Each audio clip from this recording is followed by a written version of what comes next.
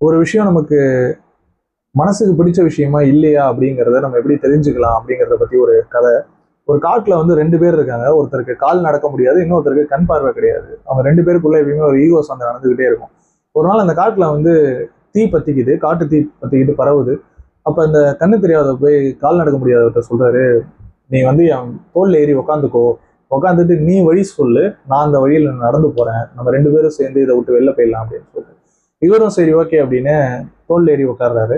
இப்போ ஒரு வழி சொல்ல சொல்ல இந்த கண் பார்வையற்றவர் நடந்து போறாரு. நடந்து போய் அந்த காட்டுத்தீயிலேருந்து தப்பிச்சு வெளில வந்துடுறாரு. ஸோ அதுலேருந்து நமக்கு புரியுற விஷயம் என்னவா இருக்கு அப்படின்னா, நமக்கு மனசுக்கு பிடிச்ச விஷயத்துக்கு வந்து அறிவு கிடையாது. அது வந்து நம்ம கண்ணுக்கு தெரியாது, அதில் லாஜிக் இருக்காது. அது வந்து இது ஏன் எனக்கு பண்ணணும்னு தோணுது, இதெல்லாம் பண்ணா எனக்கு வந்து செட் ஆகுமா, இதெல்லாம் பண்ணா ஏதாவது ரிசல்ட் கிடைக்குமா, இதெல்லாம் பண்ணா வேலைக்கு ஆகுமா ஆகாதா அப்படின்னு யோசிச்சோம்னா அதுக்கு காரணங்கள் கிடையாது. ஆனா அறிவு அப்படிங்கிறதுக்கு வந்து காரணங்கள் எப்பயுமே தேவைப்படும். அப்ப நமக்கு ஒரு விஷயம் ஃபீல் ஆகுது அப்படின்னா அந்த விஷயத்த செய்யலாம்.